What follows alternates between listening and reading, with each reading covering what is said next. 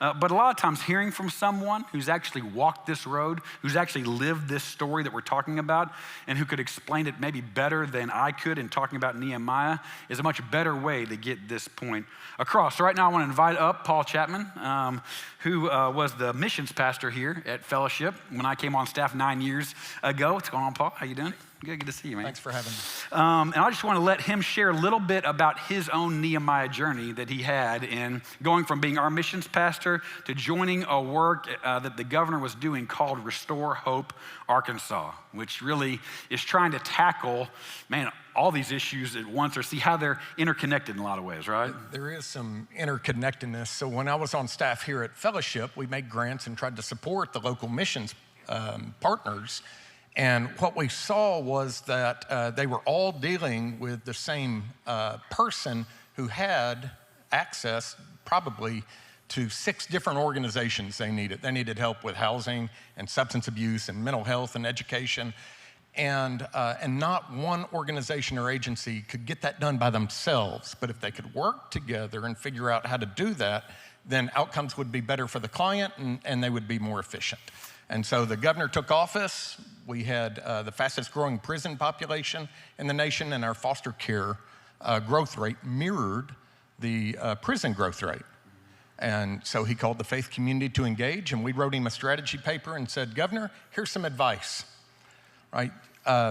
You are not going to be able to get the faith community to engage because there's no real structure in which the churches can engage in all of these different communities. But if you built a structure, you'd have better outcomes and the church could engage. And so I think the moment of kind of risk there, Ben, for us was we thought it was advice, right? And then he asked, so what do you need to make that happen? Yeah, so he really asked you the same question the king asked Nehemiah, didn't he? As you stepped out and took a risk there, he said, man, how can we come alongside? Yeah, that was not our intent. Yeah. Our intent was to give good advice and run away. And then he said, great, why don't you help me do it? Yeah, right? Right. Yeah, that's what happens a lot of times when you're asking someone like that. So with Nehemiah, we see him, then go and assess the real needs of the city, to make a plan that would actually work. So one of the things I'd love for you to share with our church here is anytime you get into something, you think, I think I know what the problem is and what's going to happen. And then you start to get your hands dirty and you realize, oh, wait, maybe it's not this, it's that, as you inspect the real needs of the city. Did you have a moment like that? We did. We've had several of those, actually. And most of those the learning opportunities come with a lot of pain. But the big aha moment that we had was there are behaviors of individuals that need to change. And so we went, that was first and foremost. How do we change the behavior of the individual?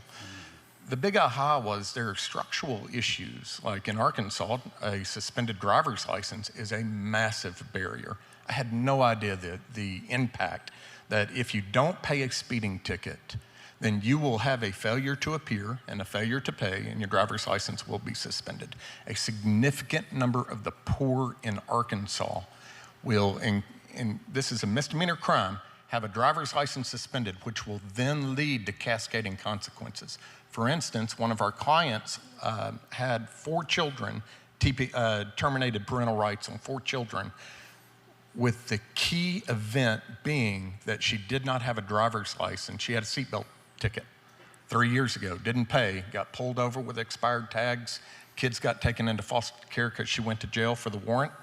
And that led to a series of cascading consequences, and they TPR'd 4 kids. Yeah, so over a $600 ticket. Yeah, so you're sitting there saying, man, what are these big issues of foster care and prison rates and all these kind of things we can work on? And as you inspected it, you got to realize, man, sometimes there are things we could really come alongside and help that would make a huge difference in the genesis of how those things happen, how those things take place. That's right. Yeah, man, really, really interesting to see how all that happened. So tackle the issues you're tackling, and trying to get at that is going to be challenging enough in and of itself. But I'm sure along the way, you also, like Nehemiah, have experienced some opposition to what you're trying to do that, man, you're like, God, that just wouldn't happen. It'd be so much easier to get this done. Share us a little bit of what something like that looks like in your world. Well, when we started with the help of the church back in 2016, we went to Fort Smith, who had the highest rate of incarcerations to conviction ratios and had the highest number of children in foster care. So this was the place that, frankly, I didn't want to go first because it was the toughest place. But we're there and we're trying to cast this vision, aspirational vision of if we could just align the agencies and the nonprofits and the colleges and the work programs and the businesses, then we'll get better throughput and it'll be better for everyone. And there was a lot of opposition, just because I'm asking a bunch of people to do something that they don't have time to do. But we made a significant breakthrough pretty early on with probation and parole.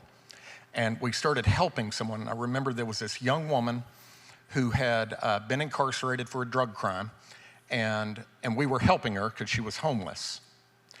But what we didn't know is that she was actually in a court program, and the judges got mad that we had applied some help to her. And so I got my first letter. I couldn't believe this, right? With all the trouble we're going through, I got a letter to present myself to 2 judges, which we did. And we got a tongue lashing and in trouble and told to stay away. I will tell you that now, many years later, we have a good partnership there, but it was just a misunderstanding. You know, we're playing in someone else's lane. The law and justice are complex issues, and it's not a system, it's a system of systems. And we went in there and disrupted part of that and got whooped for it. Yeah, but you saw God move in the midst of that, and now you really have a lot of hope. You know, in Fort Smith right now, across Arkansas, if a person's children are taken into foster care, you're probably not going to get them back. 42% chance of getting your kids back. We call it reunification. In Fort Smith, if they'll work with that community coalition now, it's been for 3 years in a row over 80%. And now we put that model in 3 additional communities, and the first one is about to be a year into it. All 3 communities are seeing 70% reunification rates. Wow. And so yeah, praise God for that. And that's through the partners in that community, the law enforcement and the judges and the nonprofit and the churches, all being able to work together and to be able to measure progress like you would in your own business, right? You've got key indicators that you look at, what were sales versus last year and last month and all those things, but there's none of that for these complex social issues in Arkansas. And so, yes, we've seen God work and give us favor when, frankly, you know, we had no reason to deserve it. It was aspirational in vision, and so. Yeah, man, well, I love to hear and see God actually doing in a work like yours and a life like yours, 2,500 years later, what we see him doing in Nehemiah all those years ago to bring real hope and healing to a city because of assessing the real needs, because of being willing to take some risks, because of overcoming the opposition, because trusting God in the midst of it, asking for help with humility, all these things. It's just neat to see him still doing those same things he was doing before to bring about hope to the people around him in his name and through the faith community, man. So thanks so much for sharing that. Before you step off the stage, I'd love for you to encourage, is there one word you'd give our people to encourage them as we step into this whole thing this year and sending us out? You know, the thing, I've been doing this about 16 years as a volunteer, and then with the church, and now with Restore Hope, and with some really good people. You know, the word that I keep thinking about, especially when it's hard, is that the Christian life is one of sacrifice. And we as Christians, someone's got to take the hit. Jesus took the hit for me and for you. And so there is sacrifice in going there, but when there is trouble, we should start moving into it rather than backing up. I mean, I want to back up. I'd rather go make some money and spend time at the beach and do all those things instead of running into some really horrible situations. But I think that's how we demonstrate what Jesus has done for us and what he could do for others is by moving into these stuff. You got to run into the fire. Yeah. Man, well, thanks so much, Paul. Can we thank Paul for sharing the story with us today? Thanks, dude. Appreciate it. Yeah, you too.